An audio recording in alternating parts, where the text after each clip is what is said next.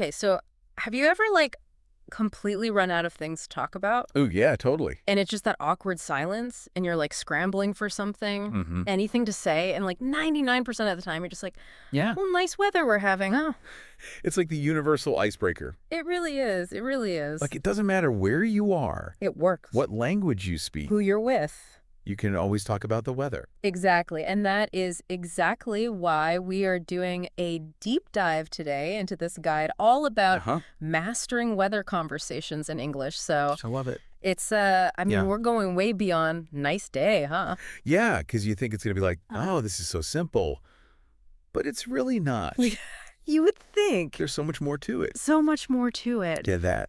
Exactly. This guide has, like, vocabulary, cultural insights, tips for, like, different situations. Different levels. I mean, it is, whether you're learning English or Cultures. you're just looking to, like, level up your conversational skills. This is the guide for you. And I think what's really cool about it is, like you were saying, it's not just for people learning English. It's for anyone who wants to be a better communicator. Yeah, just have more tools in your, like, Your toolbox. language toolbox. Exactly. So you can really express yourself. Exactly. And I think one of the things that really stood out to me right away in this guide was some of the vocabulary, because we're not just talking about like sunny Right. and cloudy here. We're going way beyond that. Way beyond that, like arid, which Yeah. means super dry, or scorching, which is like, Yeah, like you can't escape the heat.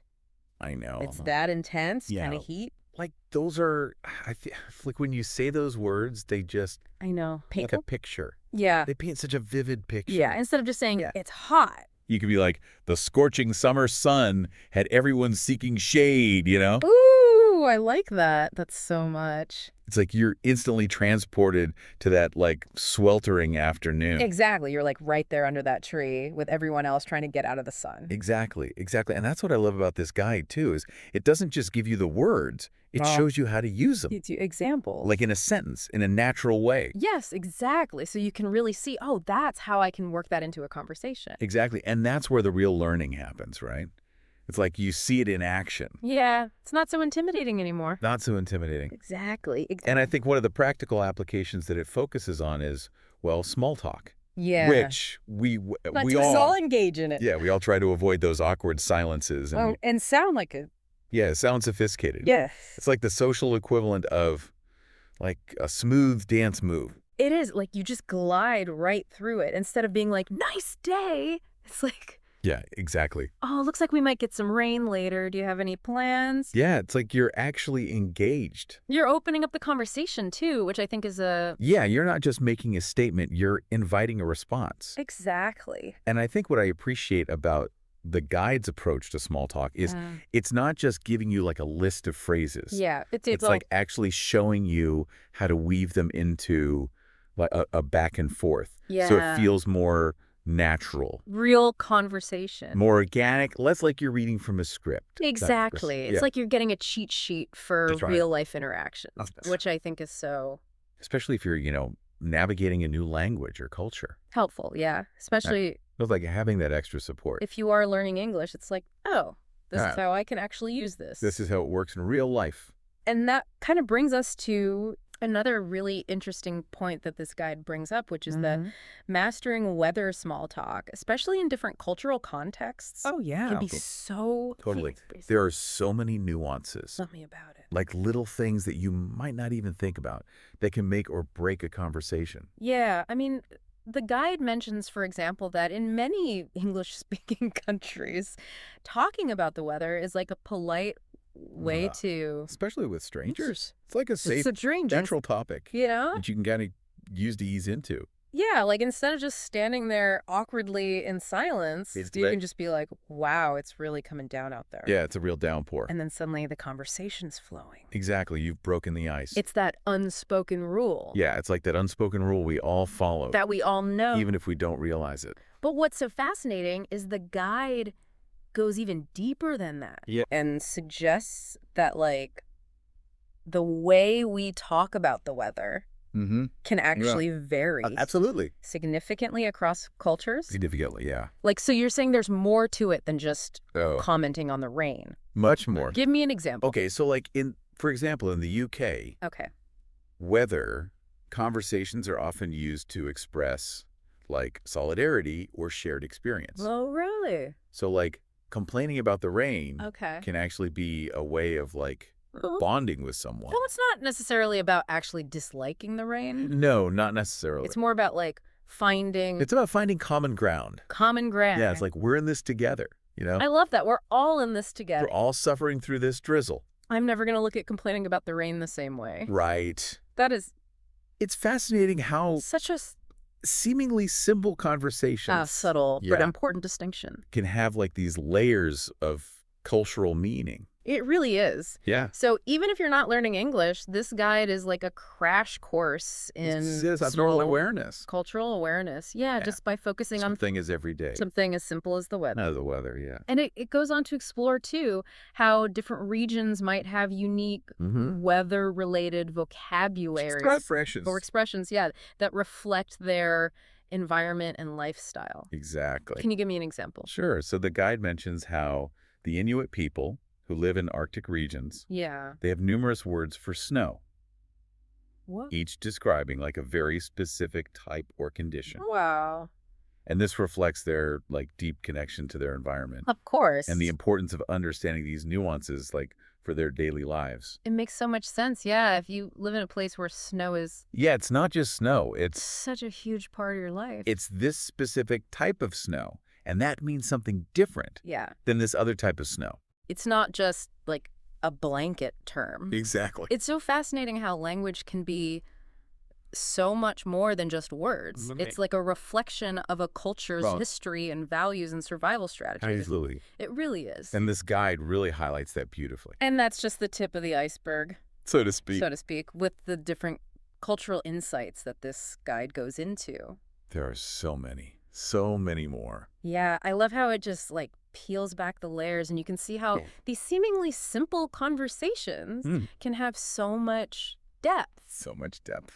Okay, so we've talked about vocabulary. We've talked about cultural nuances. Yes. But I know that this guide does not stop there. Yes. It also tackles a much bigger topic, which is how we talk about climate. And this is where language goes from being about like chit-chat to being about action. Exactly. This is a crucial point. As our understanding of climate change evolves, Yeah. so too must our language. And the guide really acknowledges that. It recognizes that. The words we use have a powerful influence on how we perceive.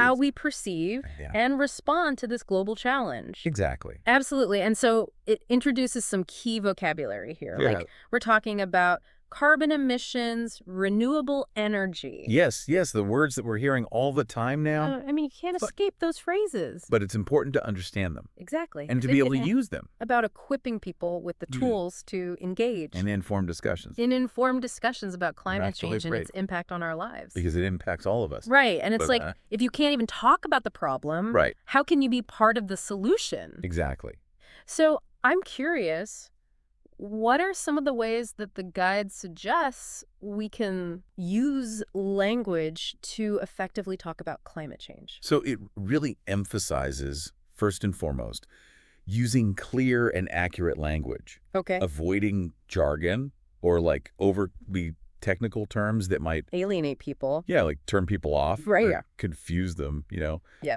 Make it accessible. Make it accessible so that everyone can be part of the conversation. Can be part of the conversation. And it also encourages using language that evokes emotion. And a sense of urgency. Because this is an urgent issue. It is. And it's important to convey that. And highlighting like the personal impact of climate change. Yes, exactly. Yeah. Because it's not just this abstract concept. Yeah, exactly. It's like it's affecting real people. Affecting real people right now. In their daily lives. So making it relatable, basically, and motivating people. Motivating people to take action.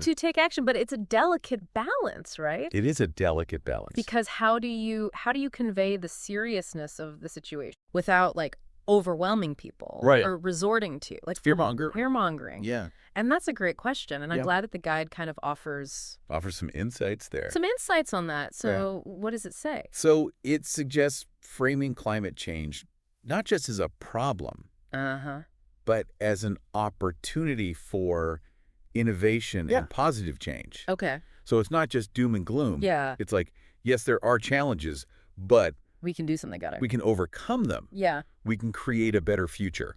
And it encourages using language that inspires hope. Inspires hope. Yeah, exactly. And empowers individuals to be Part of the solution. part of the solution, not just passive bystanders. Exactly. We can all do our part. I love that. And language can help us do that. So it's not, it's not about denying the challenges. The challenges are real. But it's about But there's hope. focusing on the potential Yes. for positive change. Cool. I think that's a really great approach to kind of frame. I like it. It's empowering. Conversation. It is empowering. Yeah, I love how this guide is just packed with all of these so insightful perspectives. Yeah, and I think we've only just scratched the surface. Oh, yeah. There's so much more to explore here I know. in terms of how we use language to navigate these Yeah, I mean, complex conversations about our planet, such a huge topic. about our future. But it's so important to be able to It is and talk about it. Absolutely. Yeah. And this guide gives us the tools to do that. Exactly. I'm excited to keep diving in and seeing what else Absolutely. we find. Me too. I mean, it really is amazing how a topic that we think is so simple, like weather, can actually be so complex. so multifaceted, so revealing about different cultures and everything. Yeah. And speaking of revealing, the guide has this section, I love it, Oh, yeah. about those aha moments, where you learn something new and you're like, Yeah. wait, really? Like surprising weather facts. Surprising weather facts that just blow your mind. Okay. Hit me with one. What's a weather fact from the guide? Oh, there's so many good ones. I know. But I think one of the most surprising ones is the windiest place on Earth Okay. isn't, in the middle of some raging ocean storm. Yeah, you would think it would be. You would think, right. Yeah. But it's actually Where is it? on a continent you might not expect. Ooh, don't leave me hanging. Okay. It's Antarctica. Specifically, a place called Commonwealth Bay, Okay. where winds can reach a mind-boggling Get out. 200 miles per hour. 200. I mean, that's 3 times the speed of a hurricane. It's crazy. You think of Antarctica and you're like, ooh, ice and penguins. Yeah. Extremely serene and 200. 200-mile-an-hour winds. It's wild. That is insane. It really challenges our assumptions about Antarctica. And just shows how powerful nature can be. Yeah. and how diverse. Diverse. Yeah, exactly. It's incredible. This guide is really full of surprises. It is. What about, okay, give me another one. Okay. How is the coldest temperature ever recorded? Oh, that's a good one. And where did that happen? Okay, so get ready for another Antarctic shocker. Oh, It was manic of 128.6 degrees Fahrenheit at Vostok Station, Vostok Station. also in Antarctica. Also in Antarctica. Wow, it's like a whole other world down there. It really is. It really is. It makes you realize, how much we can learn from simply paying attention to the world around us, Yeah. even those parts that seem so remote or inhospitable. Exactly. Yeah. And speaking of paying attention, Yeah. this guide also has a section where it encourages I love this part. listeners to kind of share their own weather experiences. And what stories, yeah. It asks you to think about, a memorable storm, your favorite season. Or even just a moment where the weather really impacted your day. Yeah. Have you had any weather moments like that lately? Oh, actually, just the other day, I was caught in this unexpected downpour. Ooh, tell me about it. It was one of those sudden summer storms. Oh, yeah, torrential. Torrential came out of nowhere. Yeah. And I was completely soaked. Did you have an umbrella? Nope, no umbrella. Oh, no. Just running for cover, laughing at myself the whole way. It's those moments where you just have to You just have to surrender to nature. to nature. I know. There's nothing you can do. Yeah, those unexpected weather moments can really shake things up. They can. I remember one time I was hiking in the mountains and it was beautiful sunny. Oh, nice. And then all of a sudden this hailstorm just came out of nowhere. Wow. It was like someone was throwing ice cubes at me from the sky. That sounds intense. I know. What did you do?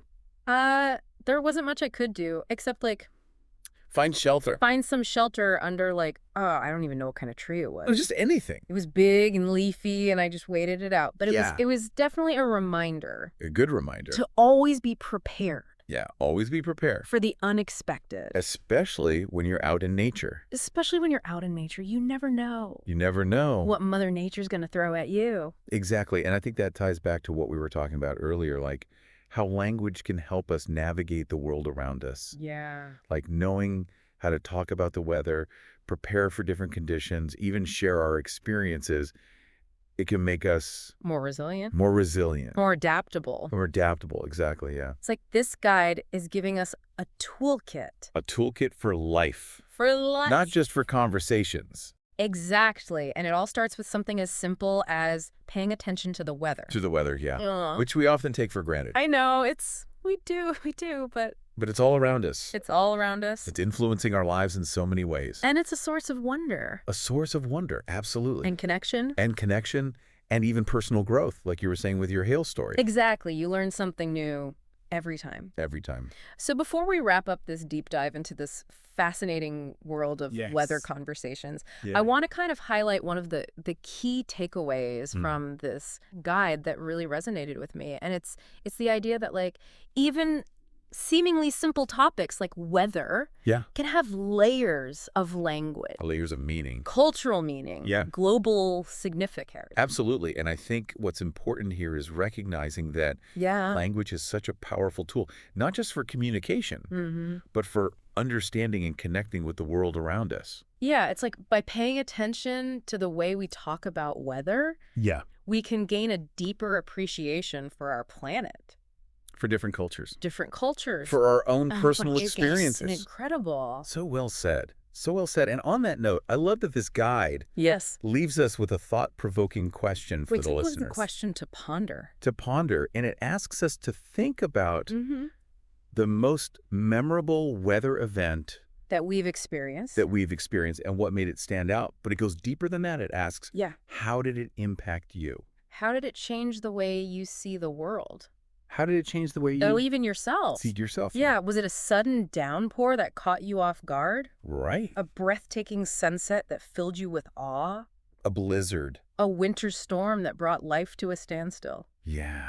These weather moments, big and small. They shape our memories, our stories, our understanding of the world around us. Exactly. So as you think about your own memorable weather moments, consider how they've impacted you. Like, what did you learn from them? How did they change your perspective? How did they change your perspective? Because by sharing our stories and our observations, we contribute to a richer understanding of the world around us. It's true. We learn from each other's experiences. Yeah. And who knows? And we deepen our connection to the natural world. Maybe your story will inspire someone else to see the magic. In a simple raindrop. In a simple raindrop, the power in a gust of wind. Absolutely. I love it. So keep those conversations flowing. Keep exploring the world with curiosity. Yes. And never underestimate the power of a simple hello on a sunny day. I love it. Yeah. That's it for this deep dive into the fascinating world of weather conversations. It's been a pleasure. Until next time, stay curious, stay engaged, Yeah. and keep those weather chats going. You never know what you might learn. You never know out. You know, it's kind of funny how we started this deep dive just talking about awkward silences and small talk. Right. And now here we are reflecting on, like, these powerful weather moments that have, like, really shaped our lives in a way. It's amazing how these conversations can kind of take us on these journeys, you know? It really is. And I think what it really shows is the power of language. It does. Like, even these simple conversations about the weather can lead us to these deeper reflections about ourselves and the world. Exactly. And that's something I think we can all take away from this guide. So I think that's a perfect note to end on. Yeah. I think this guide has really reminded us that weather is so much more than just something we check before we leave the house. Exactly. It's this universal language that connects us all. It's a source of wonder. It's this powerful force that shapes our lives in so many ways. Absolutely. And it's something that we can all talk about. We all experience it. We all experience it, exactly. Yeah. So, the next time you find yourself making small talk about the weather, just remember, you're engaging in a conversation that's been happening for centuries. Across cultures, across continents. Exactly. You're part of something bigger. You really are. And who knows, maybe that simple conversation about the sunshine or the rain will spark a connection, a memory, a new way of seeing the world. It might change your perspective. Exactly. So keep those conversations flowing. Yeah. Stay curious. Stay curious. And never underestimate the power a simple hello on a sunny day. I love it. That's it for our deep dive into this fascinating world of weather conversations. Until next time. Until next time, stay curious and keep exploring. Keep exploring. Welcome back, everybody, for another deep dive. This time, we're going to be looking at something you probably don't think about too much, how we talk about the weather. Yeah. We're going to be looking at an episode from the Everyday English podcast called Talking About Weather and Climate Patterns. Okay. And I have a feeling we're going to find some really interesting stuff in this seemingly everyday topic. It is fascinating how something that we think of as small talk can actually reveal so much about cultures and about social dynamics and even our own perceptions. Right. It's not just about like knowing if you need an umbrella or not. Right. This episode starts with a whole vocabulary list. Yeah. From like basic terms like sunny or rainy to more descriptive ones like heat wave or frost. Yeah. I even learned a few new words myself going through this. Yeah. But I'm curious, do we really need such a detailed vocabulary for something as common as the weather? Having a nuanced vocabulary allows for more precise and vivid communication. So imagine you're trying to describe a sudden downpour to a friend. Okay. You could say it's raining. Right.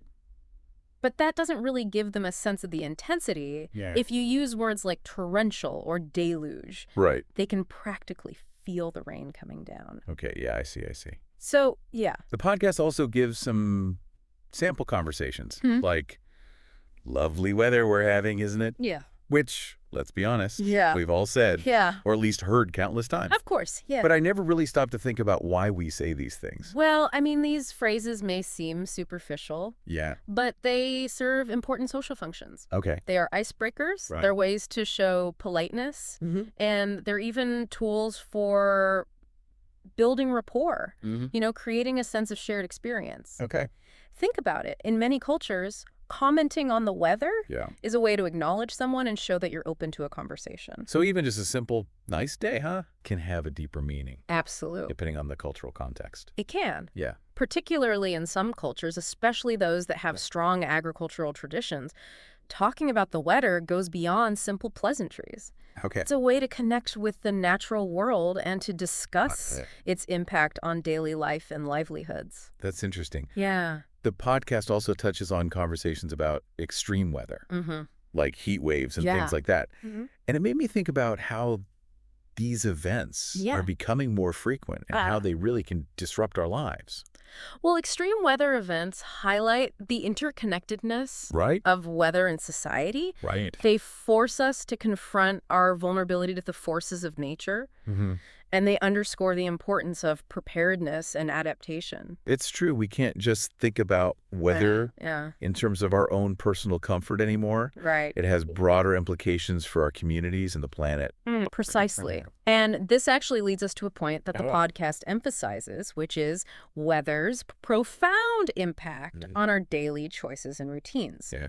The source uses the example of what clothes to wear. Okay. But I'd argue it goes far beyond that. Yeah. I mean, how has weather impacted your life beyond just your wardrobe? I mean, where do I even start? Yeah. From deciding whether or not to have a picnic to canceling flights. Weather plays a role in so many decisions. Yeah. And that's just on like a personal level. When you think about industries like agriculture or transportation, the impact is even greater. Exactly. And this impact isn't limited to just the present. Right. Weather patterns over time, what we call climate, have shaped civilizations and cultures throughout history. Right. The podcast uses the example of a tropical climate. Okay. But think about how different climates around the world have influenced everything from architecture to cuisine to traditional practices. It's like weather has woven itself Yes. into the very fabric of human existence. It really has. Yeah. And understanding how people talk about weather can offer a really unique window into their cultural values and their worldview. Sure. Yeah. And that brings us to, I think, one of the most fun aspects of weather talk. Idioms. Yeah. The podcast highlights some classics like under the weather and a storm in a teacup. I'm always amazed by how these figurative expressions drawn from our experiences with the natural world add color and depth to our language. I love that they talked about these under the weather. It always makes me think of like someone literally standing in a rainstorm. Right. But of course, it just means feeling sick. Yeah, yeah. It's so interesting how these expressions become so ingrained in our language that we often don't even think about their literal meaning. Right, exactly. That's the beauty of language. It's constantly evolving and adapting. Right. Under the weather, for example, is believed to originate from nautical terminology. Sailors who were seasick would often go below deck to escape the rough weather, hence being under the weather. And then over time, the phrase evolved to encompass any feeling of illness. That makes so much sense. Yeah. Like it's a little history lesson hidden within a common phrase and a storm in a teacup. Yeah. That one always makes me chuckle. Right. It seems so British to me. Yeah, yeah. Does that one have a nautical origin too? Well, while a storm in a teacup doesn't have direct ties to sailing, it does reflect a similar concept of proportion and perspective. The idiom refers to a situation where people are making a big fuss over something that's actually quite trivial, like a minor disagreement blown out of proportion. So like when someone gets all worked up over a spilled cup of coffee or something. Right. It might be a bit messy, but it's hardly a catastrophe. Exactly. Yeah, I see what you mean. And these idioms aren't just fun to say. Right. They also reveal cultural attitudes toward weather and how we perceive its impact on our lives. Interesting. For instance, cultures that experience frequent storms might have a more stoic or even humorous approach to describing them, while cultures where weather is more predictable might use less dramatic language. So paying attention to the idioms a culture uses can offer insights into their relationship with the natural world. Absolutely. That's really fascinating. And the podcast also mentioned that different languages have their own unique weather idioms. Absolutely. Yeah. In fact, exploring weather idioms across different languages can be a window into diverse cultural perspectives and worldviews. It's like a linguistic treasure hunt, uncovering the ways in which different societies have encoded their experiences with weather into their language. This deep dive has really highlighted how much we can learn from something as seemingly mundane as weather talk. I feel like I've gained a whole new appreciation for the nuances of language and the ways in which it reflects our connection to the natural world. Yeah, it's a reminder that even the most everyday topics can hold hidden depths. And the more we pay attention to these nuances, the more we can understand about ourselves, our cultures, and the world around us. So what are some key takeaways for our listeners? Why should they care about the intricacies of weather talk? Well, paying attention to how people talk about weather can be incredibly revealing. It can offer insights into their cultural background, their values, even their sense of humor. It's like a secret code waiting to be decoded, offering glimpses into their worldview and how they navigate the world. I love that analogy. Becoming a cultural detective using language as our magnifying glass. Exactly. But how can our listeners start to decipher this code? It seems like kind of a daunting task. Well, it's all about observation and active listening. You know, start by paying attention to the specific words and phrases that people use to describe the weather. Do they use vivid imagery? Are they matter of fact? Do they use humor or exaggeration? So instead of just kind of tuning out, when someone starts talking about the weather, we should really listen to what they're saying. Exactly. They're saying it. And don't be afraid to ask questions. You know, if someone uses an idiom you're not familiar with, ask them about its meaning and origin. Right. you might be surprised by what you learn. I'm already thinking about all the weather conversations I've had and how much I missed by not paying closer attention. Right. Definitely going to be more mindful in the future. That's the spirit. Yeah. Remember, language is a powerful tool. And even seemingly simple conversations can reveal a wealth of information about the people around us. Wow. So keep your ears open and your minds engaged. Wow. It seems like we've uncovered so much more than just weather vocabulary today. We've explored social dynamics and cultural differences, the evolution of language, and even a bit of history. It is remarkable how a topic that seems so commonplace can hold such depth and complexity. Yeah. And that's the beauty of deep dives like this. Right. You know, they encourage us to look beyond the surface and appreciate the intricate connections that weave together our world and our experiences. We started with a simple podcast episode about talking about the weather, and now I feel like I have a whole new perspective on something that I encounter every single day. Absolutely. I'm definitely going to be more mindful how people talk about the weather. Yeah. Not just what they say, but how they say it. Right, exactly. Yeah. That's the key takeaway. I hope our listeners will embrace, you know, a heightened awareness of the power of language and its ability to reveal so much about ourselves and those around us. Yeah. Weather talk is just one example. Right. But this principle applies to countless other everyday interactions. It's like we've been given this new lens through which to view the world. Exactly. And with this new lens, I encourage you to continue exploring the nuances of language, you know, communication. Pay attention to the idioms and the metaphors and the cultural references that pepper everyday conversations. You'll be amazed by the insights you uncover. This deep dive has been a fantastic reminder that learning and discovery can happen anywhere, even in the most unexpected places. It really can. So as we venture out into the world, armed with this newfound awareness, remember to keep your ears open, your minds engaged, and your curiosity piqued. Absolutely. The world is brimming with fascinating stories waiting to be told. If only we take the time to listen. Well said. Well, that's a perfect note to end on. Yeah.